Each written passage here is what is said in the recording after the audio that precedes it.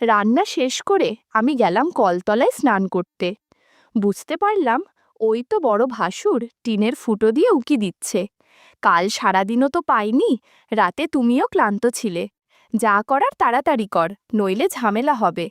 খড়ের গাদার পিছে বিদেশি বেলুন নিয়ে চলে আসিস, আমি ওখানেই থাকব। এই দুর্গাপুজোতে বনেদি বাড়ির পারিবারিক ঘটনা দেখে আমার চোখ ছানা বড়া হয়ে গেল। আমার নাম অপর্ণা, বয়স ৪২, কিন্তু আমাকে দেখে সেটা কেউই বলতে পারবে না, কারণ রূপচর্চার কারণে বয়সের ভার বোঝা যায় না। আমি সামান্য স্বাস্থ্যবান, মুখে বলিরেখার চিহ্ন নেই বললেই চলে। লম্বা কালো চুল খোপা করে বাঁধি, পুজোর দিনগুলোতে আবার খোলা রেখে সাজি। আমার স্বামী শুভম কলেজে পড়ায়, ব্যস্ত মানুষ। ছেলে অনিকেত দিল্লিতে মেডিকেল পড়তে গেছে। ও এবছর পুজোয় আসতে পারবে না, তাই আমি একরকম একাই রয়েছি। আমাদের দক্ষিণ কলকাতার বনেদি বাড়ির দুর্গাপুজো মানে আলাদা ঐতিহ্য। চারচালা মন্দির, শোলার সাজ, ধুনুচির ধোঁয়া, ঢাকের বাজনা, সব মিলিয়ে এলাহি আয়োজন। যে যেখানে থাকুক না কেন, আত্মীয়রা ছুটে আসে। আর আমি যেহেতু বাড়ির গৃহবধূ, তাই সব আয়োজনের ভার আমার ঘাড়েই। অবশ্য এবার একটু স্বস্তি আছে, কারণ আমার বড় যা কাবেরী আর ননদ নন্দিনী আগে থেকে এসে পড়েছে। ওরা এলে আমার একা হাতে চাপ কমে যায়।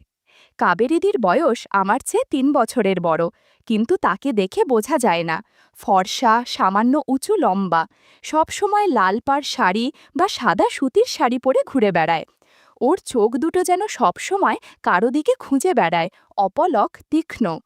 আমার সঙ্গে খুব খোলামেলা ব্যবহার করে, হাসি ঠাট্টায় মাতিয়ে রাখে। তবে আমি মাঝে মাঝে লক্ষ্য করেছি, পুজোর ভিড়ে অনেক সময় সে চুপচাপ গা ঢাকা দিয়ে থাকে। তখন মনে হয় ভেতরে লুকোনো অনেক কিছু আছে। নন্দিনী হল শুভমের বোন, বয়স ৩৮। গায়ের রং একটু শ্যামলা হলেও মুখটা খুব ঝলমলে, একদম প্রাণখোলা হাসি, গলায় সোনার হার সবসময় ঝমঝম করে বাজে। তার স্বামী সুব্রত একেবারেই ভিন্ন মেজাজের মানুষ, গম্ভীর কিন্তু গল্প করতে ভালোবাসেন। নন্দিনীকে দেখে আমার মনে হয় তার ভেতরে যেন সবসময় একরকম অস্থিরতা কাজ করে। মাঝে মাঝে মনে হয় নিজের বাদেও কারো সাথে ঘনিষ্ঠ সম্পর্ক আছে। এদিকে আছে কাবেরীদির ছেলে প্রীতম, বয়স ২০, লম্বা ফর্সা, একেবারে কলেজ বয়। ওকে দেখলে কারো মনে হবে না সে এখনও মা বাবার সংসারে থাকে। চোখে মুখে এক অদ্ভুত জেদি আকর্ষণ। আমি যতটা দূর থেকে বুঝি, ওর সাথে দিদির সম্পর্কটা শুধু মা ছেলের মতো সহজ নয়। তবে এই কথাটা আমি আমার মনের ভেতরেই আটকে রাখি, কাউকে বলার মতো সাহস পাই না। পুজোর আবহ শুরু হয়ে গেছে, বাড়ি ভর্তি আত্মীয় স্বজন। সকাল থেকে ভিড়, হাসি, হইচই, খাওয়া দাওয়া, ঢাকের বাজনা, সব মিলে বাড়িটা যেন অন্য জগৎ। তবে এত লোকের ভিড়ের মধ্যেও আমি লক্ষ্য করি সবার চোখ কখনো না কখনো আমার দিকেই ঘুরে যায়। হয়তো আমার সাজ, হয়তো আমার হাঁটার ভঙ্গি অন্যরা ভালোভাবে লক্ষ্য করছে। বিশেষ করে যখন কাজের সময় আঁচল গুজে বাড়ির কাজ করি তখন। কিন্তু আমার গল্পটা স্রেফ সাজগোজের নয়। পুজোর এই ভিড়ের মধ্যে ধূপের গন্ধ আর মন্ত্রোচ্চারণের ফাঁকে কোথাও যেন গোপনে অদ্ভুত কিছু লুকিয়ে আছে। আমি টের পাই, শুধু আমিই নয়, আমাদের পরিবারে প্রায় সব মহিলার জীবনে এমন কিছু অজানা গোপন অধ্যায় আছে, যা প্রকাশ্যে আসে না। সেদিন ছিল পঞ্চমী। ঠাকুর আসবে সেই নিয়ে সকাল থেকে সারা বাড়ি ব্যস্ত। ভাসুর বাবু সকাল থেকে মিস্ত্রিদের সাথে কাজ দেখাচ্ছে। একটু পর ফুলওয়ালা, ঢাকি, লাইটিংওয়ালারা এক এক করে আসছে। আমি রান্নাঘরে গিয়ে দেখলাম কাবেরীদি ইতিমধ্যেই কাজ শুরু করে দিয়েছে। শাড়ির আঁচল কোমরে গুঁজে রান্নার মেয়ে ঝর্ণার সাথে তরকারি কুটছে। ওকে দেখলে মনে হয় না এ বয়সেও এমন সাংসারিক কাজ জানে। সাদা লালচে পাড়ের শাড়ি, খোপা থেকে একটু চুল খসে পড়েছে। আমি একদিকে হাসলাম, আবার মনে মনে ভাবলাম দিদির এই সৌন্দর্য বাড়ির যে কারো নজর কাড়বে। হয়তো আমি কল্পনা করছি, কিন্তু কিছুদিন আগে থেকেই আমার চোখে পড়ছে প্রীতমের সঙ্গে কাবেরীদির কথাবার্তায় এক অদ্ভুত টানে। সেই সন্দেহটাই যেন সেদিন বিকেলে সত্যি হয়ে উঠল। ঠাকুর আনতে যাওয়ার আগে আমি ৩ তলায় উঠলাম। দিদির ঘরে একটু কথা বলার ছিল, কোন কোন সামগ্রী কোথায় রাখা আছে। ওপরে গিয়ে দেখি দরজাটা আটকানো, ভেতর থেকে হালকা আওয়াজ আসছে। প্রথমে ভেবেছিলাম হয়তো দিদি কারোর সাথে ফোনে কথা বলছে, কিন্তু কান পাততেই শুনি ভেতরে দুজনের গলা। একটা গলা কোমল, একটু খুঁতখুঁতে, ওটা কাবেরীদির। আর একটা গলা ভারী, একটু ভাঙা ভাঙা, সে আর কেউ নয়, প্রীতম। কাবেরীদি বলছে, এই বাবু, না না, এখন এভাবে নয়, বাড়ি ভর্তি লোক, কেউ যদি শুনে ফেলে।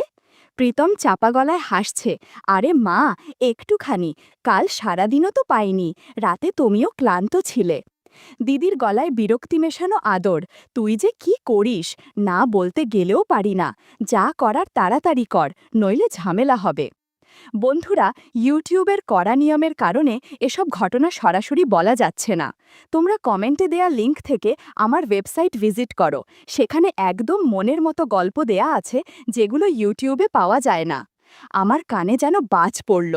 ভেতরে দাঁড়িয়ে থাকা মানুষটা আমার বড় যা, পরিবারের সম্মান, যে সবার সামনে ভদ্র, মার্জিত রূপে থাকে, আর সে নিজের ছেলের সঙ্গে এমন গোপন টানাপড়েনে জড়িয়ে পড়েছে। আমার পা কাঁপতে লাগল। দরজার ফাঁক দিয়ে চোখ রাখতেই দেখি কাবেরীদির কাপড় অগোছালো হয়ে আছে, আর প্রীতম তার খুব কাছে দাঁড়িয়ে। দৃশ্যটা এমন যে আমার চোখ ছানা বড়া হয়ে গেল। এতদিন ধরে যা কেবল আন্দাজ করছিলাম, আজ হঠাৎ সেই সত্য আমার সামনে খোলাসা হয়ে দাঁড়িয়ে পড়ল। কিছুক্ষণের জন্য আমি ভেতরে ঢুকে চিৎকার করতে চেয়েছিলাম, কিন্তু পুজোর বাড়ি, লোক ভর্তি, এরকম করলে কেলেঙ্কারি হবে, যে কারো মুখ দেখানো যাবে না। আমি সিঁড়ি বেয়ে নেমে এলাম, বুকের ভেতর ধূপধাপ করছে, কারো সাথে কথা বলতে পারছিলাম না। চোখের সামনে শুধু ভেসে উঠছিল কাবেরীদির চোখের চাহনি আর প্রীতমের জেদি হাসি, তার অদ্ভুত হালকা চেঁচামেচির শব্দ। রান্নাঘরে এসে দেখি নন্দিনী বসে আছে, ওর পরনে সবুজ জামদানি, খোলা চুল কাঁধে পড়েছে, মুখে টকটকে লাল লিপস্টিক, গলায় মুকুটের মতো সোনার হার। আমাকে দেখে হেসে বলল, কি রে অপর্ণা, এত চুপচাপ কেন?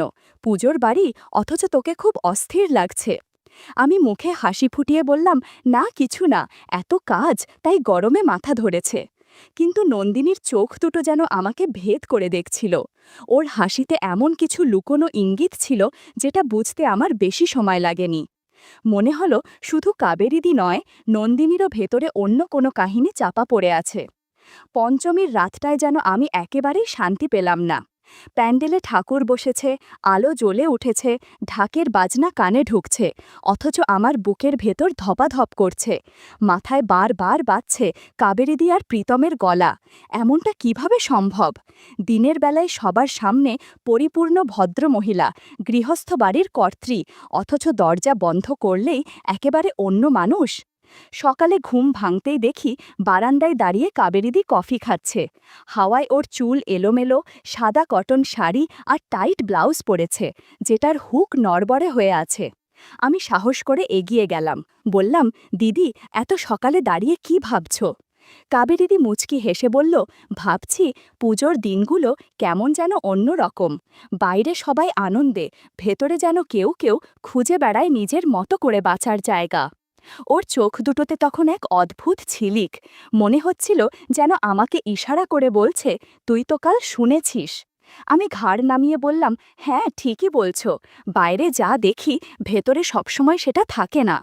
কাবেরীদি হঠাৎ আমার হাত ছুঁয়ে দিল, বলল, অপর্ণা, তোকে একদিন কিছু বলবো, তবে এখন না।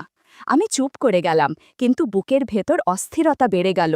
ওদিকে নন্দিনী তখন উঠোনে বসে পাঁপড় ভাজছে। ওর হাসি আর খুনসুটি দেখে কারও বোঝার উপায় নেই যে ভেতরে কি চলছে।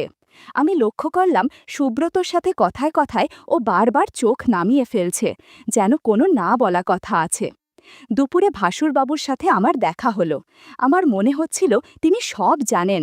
কাবেরীদি আর প্রীতমের গোপন সম্পর্কটা হয়তো তার চোখ এড়িয়ে যায়নি, অথচ চুপ করে আছেন, বনেদি বাড়ির সম্মান রক্ষা করছেন।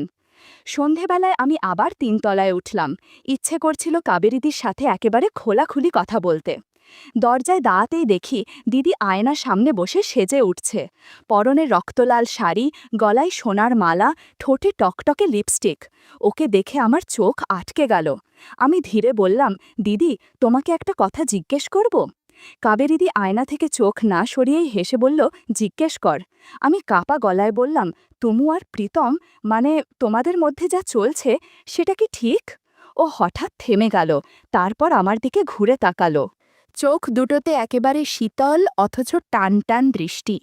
বলল, অপর্ণা, সব কিছুই কি ঠিক ভুল দিয়ে মাপা যায়? কখনো কখনো যা হয় তা হয়েই যায়। তুই যদি আমার জায়গায় থাকতিস বুঝতে পারতিস।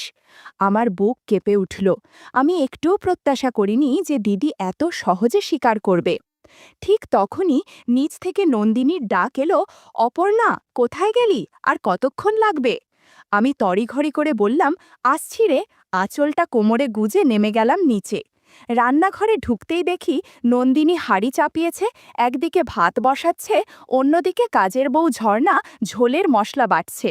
আমি গিয়ে হাত লাগালাম, পেঁয়াজ কেটে দিলাম, আলু ধুয়ে দিলাম। ভ্যাপসা গরমে ঘাম ঝরছিল, চুলগুলো গালের পাশে এসে পড়েছিল। মন দিয়ে কাজ করতে করতে হঠাৎ খেয়াল করলাম রান্নাঘরের জানালা দিয়ে বাইরে প্যান্ডেলের আলো এসে পড়ছে, আর ওখান থেকে বড় ভাসুর অরিন্দমের চোখ সরছে না আমার দিক থেকে। মাঝে মাঝে মনে হচ্ছিল যেন শুধু আমার সৌন্দর্য আর চালচলন তাকে বিমোহিত করেছে। আমি ঝুঁকে হাড়ি ভাত দেখছিলাম, তখনও আমার দিকে তাকিয়ে আছে। তার চোখে অনেক না বলা কথা ভেসে উঠছিল। আমার কেমন যেন অস্বস্তি হচ্ছিল, আবার ভালোও লাগছিল। এসব কিছু নন্দিনী টেরই পেল না। রান্না শেষ করে আমি গেলাম কলতলায় স্নান করতে। কলতলা বাড়ির পূর্ব দিকটায়, চারপাশে টিনের বেড়া দিয়ে আটকানো। ভেতরে ঢুকে কলের মুখটা চালু করলাম। বালতি ভরতে ভরতে চুল কেটে নিলাম। পুজোর মৌসুম বলে কথা, একটু পরিপাটি না হলে হয় নাকি? বন্ধুরা, তোমরা বুঝেছ তো কি বুঝিয়েছি? যাই হোক, বালতি ভরার পর কলের মুখ বন্ধ করতে যাব, হঠাৎ মনে হলো কারো দৃষ্টি যেন আমার মাঝে আটকে আছে। চমকে চারদিক দেখলাম। কিছুক্ষণের মধ্যেই খেয়াল করলাম টিনের বেড়ার এক ফোকরে কারো চোখ ঝিকমিক করছে। আমার বুক ধরফর করতে লাগলো। বুঝতে পারলাম ওই তো বড় ভাসুর অরিন্দমদা দাঁড়িয়ে আছে বাইরে। তার মানে এতক্ষণ আমাকে দেখছিল। এক অদ্ভুত অনুভূতি ছড়িয়ে পড়ল মন জুড়ে। ভয় আর কেমন যেন এক অচেনা রোমাঞ্চ মিশে গেল একসাথে। আমি মুখে কিছু বললাম না, শুধু কলের তলায় দাঁড়িয়ে স্নান করতে লাগলাম, যেন না দেখার ভান করছিলাম। স্নান সেরে বের হওয়ার একটু আগেই বড় ভাসুর সরে গেল। আমি শাড়ি, ব্লাউজ, পেটিকোট ভালো করে ধুয়ে রোদে শুক্তো দিতে চলে গেলাম বাড়ির পেছনের মাঠে। মাঠের একপাশে গোয়ালঘর, আর ঘরের ঠিক পাশেই খড়ের গাদা। খড়ের হালকা শব্দ শুনে মনে হলো এখানে কেউ আছে। অজানা কৌতূহল নিয়ে এগিয়ে গিয়ে দেখি আশেপাশে বিদেশি বেলুনের প্যাকেট পড়ে আছে। মনের মধ্যে খটকা লাগলো, কি ব্যাপার, এসব এখানে কে ফেলে রেখেছে? আর একটু সামনে এগোতেই চোখে পড়ল ননদ নন্দিনী আর আমার ছেলে অনিকেতের দিকে। নন্দিনী অগোছালো হয়ে খড়ের গাদায় শুয়ে আছে, আর অনিকেত গামছা পরে পাশের বসে আছে। মনে হয় দুজন গল্প করছিল। ওদের হেসে খেলে কথোপকথন, ছোট ছোট ছন্দ, এমনভাবে চোখে চোখ মিলানো দেখে মনে হলো অনেক আগে থেকেই তাদের মধ্যে এরকম সম্পর্ক রয়েছে। নন্দিনী বলছে, কি করব বল, তোর মামা সুব্রত কিছুই পারে না, ওকে দিয়ে কিছুই হয় না, আর কত নিজেকে সান্ত্বনা দেয়া যায়। অনিকেত বলছে, তুমি কোনো চিন্তা করো না, আমি তো আছি তোমার সেবা করার জন্য। নন্দিনী বলল, আজ অনেক গল্প হয়েছে, রাতে তোর মামা একটা কাজে বাইরে যাবে, আমি ঘরের দরজা সামান্য খুলে রাখব তোর জন্য। তুই বিদেশি বেলুন নিয়ে চলে আসিস, আমি অপেক্ষায় থাকব। আমি ওদের কথা শুনে হালকা লাজ, বিস্ময় আর এক অদ্ভুত উত্তেজনা অনুভব করলাম। বুকের ভেতর কেমন শিহরণ ছড়িয়ে পড়ছিল। কিছুক্ষণের মধ্যে নিজের ঘরে ফিরে এলাম। এই বনেদি বাড়িতে পুজোয় সবাই কাউকে না কাউকে নিয়ে ঠিক ব্যস্ত সময় পার করছে, আর আমার স্বামী এই পুজোতে ছুটিই পেল না। ঘূর্ণিঝড়ের মতো কেটে গেল ষষ্ঠীর দিনটা। সেদিন রাতে খাওয়া দাওয়া শেষ হয়ে গেলে অতিথিরা ধীরে ধীরে নিজেদের ঘরে চলে গেল। বাড়ির ভেতরটা তখন নিস্তব্ধ, শুধু দূরে কোথাও মৃদু ঢাক বাজছিল, বাতাসে ধুনোর গন্ধ লেগেছিল। আমি নিজের ঘরে ঢুকে দরজা বেঝালাম। টেবিল ল্যাম্পের হলদে আলোয় ঘরটা নরম আবেশে ভরে উঠল। সারাদিনের ব্যস্ততার পর পরনে হালকা ফুলের প্রিন্টের ম্যাক্সি, চুল খোলা, খালি পায়ে আমি খাটের ধারে বসেছিলাম। ঠিক তখনই হালকা কটকট শব্দে দরজা খানিকটা সরল। আমি চমকে তাকালাম, দেখলাম অরিন্দম দাঁড়িয়ে। দিনের আলোয় যেরকম ভাসুরের গাম্ভীর্য, সেই মানুষটার চোখে তখন অন্য এক দৃষ্টি। আমার বুক কেঁপে উঠল। আমি নিচু স্বরে বললাম, আরে অরিন্দম দা, আপনি এখন কিছু লাগবে নাকি, না মানে কিছু বলবে নাকি? অরিন্দম এগিয়ে এসে দরজা আটকিয়ে দিল।